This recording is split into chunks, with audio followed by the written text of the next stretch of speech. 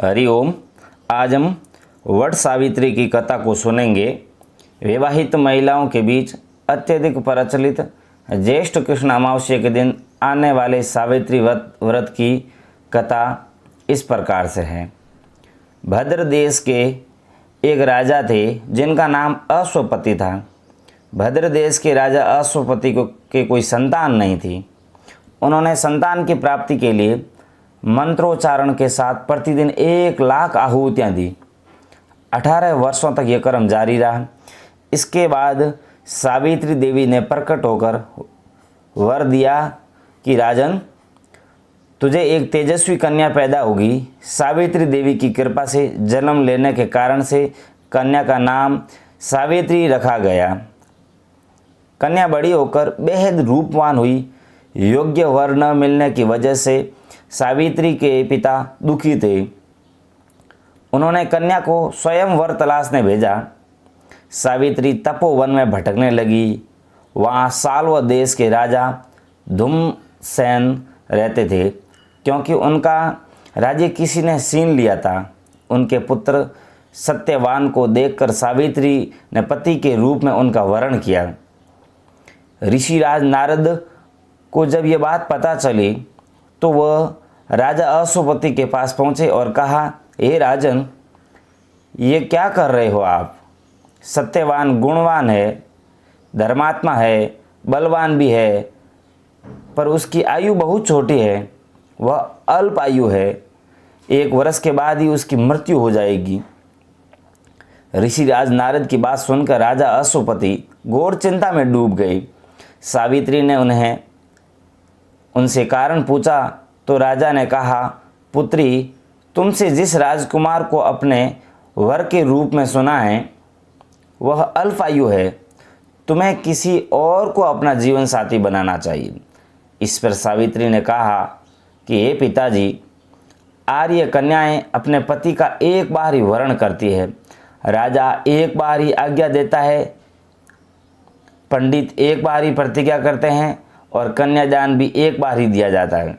सावित्री हट करने लगी और बोली, मैं सत्यवान से ही विवाह करूंगी। राजा अश्वपति ने सावित्री का विवाह सत्यवान से कर दिया।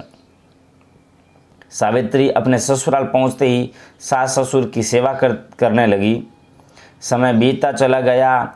नारद मुनि ने सावित्री को पहले ही सत्यवान की मृत्यु के दिन के बारे में बता दिया था। वह दिन जैसे जैसे करीब आने लगा, सावित्री अधीर होने लगी, चिंता में मग्न रहने लगी।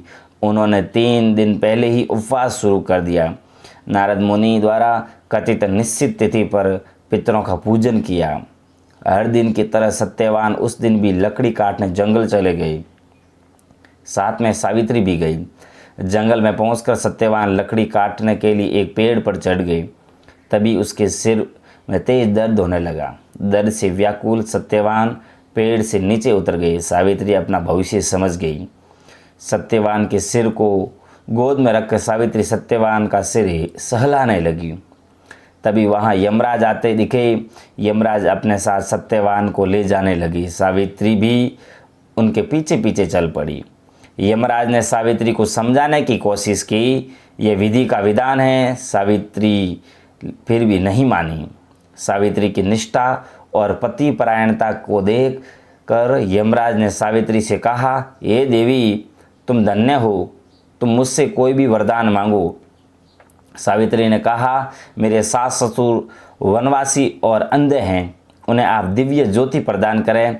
यमराज ने कहा, ऐसा ही होगा, जाओ, अब लौट जाओ। लेकिन सावित्री अपने पति सत्यवान के पीछे पीछे चलती रही। यमराज ने कहा, देवी, तुम वापस जाओ। सावित्री ने कहा, भगवान, मुझे अपने पति देव के पीछे पीछे चलने में कोई परेशानी नहीं है। पति के पीछे चलना मेरा कर्तव्य है। यह सुनकर उन्होंने फिर से उसे एक और वर मांगने को कहा। सावित्री बोली, हमारे ससुर का राज्य छिन गया है, उसे पुनः वापस दिला दो। यमराज ने सावित्री को यह वरदान भी दे दिया और कहा, अब तो तुम लौट जाओ। लेकिन सावित्री पीछे पीछे चलती रही। यमराज ने सावित्री को तीसरा वरदान मांगने को कहा। इस पर सावित्री ने 1,100 संतानों और सौभाग्य का वरदान मांगा।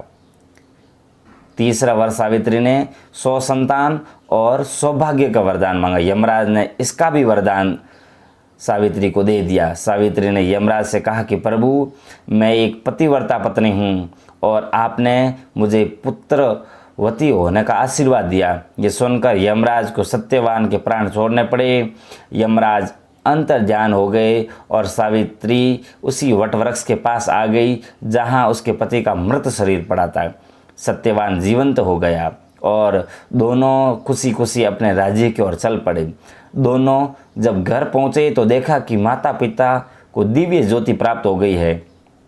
इस प्रकार सावित्री सत्यवान चिरकाल तक राज्य सुख भोगते रहे। अतः पतिव्रता सावित्री के अनुरूप ही प्रथम अपने सास ससुर का उचित पूजन करने के साथ ही अन्य विधियों का प्रारंभ करें। वट सावित्री व्रत करने और इस कथा को सुनने से उपवासक के वैवाहिक जीवन या जीवन साथी के आयु पर किसी प्रकार कोई संकट आया भी हो तो वह टल जाता है और जीवन में किसी प्रकार का संकट नहीं रहता है। अपना जीवन खुशी हाल से बीतता है और अपने घर के भंडार भरे रहते हैं। और इस प्रकार हमने वट सावित्री की कथा को सुना है। आप हमारे चैनल को सब्सक्राइब करें और इस प्रकार के वीडियो देखने के लिए बेल आइकन को भी दबाएं और कमेंट भी करें, ताकि हमें इस प्रकार के प्रेरणादायक वीडियो और धर्म के संबंधित कथाओं कहानियों के संबंधित वीडियो बनाने की प्रेरणा मिलती रहे। बहुत बहुत धन्यवाद।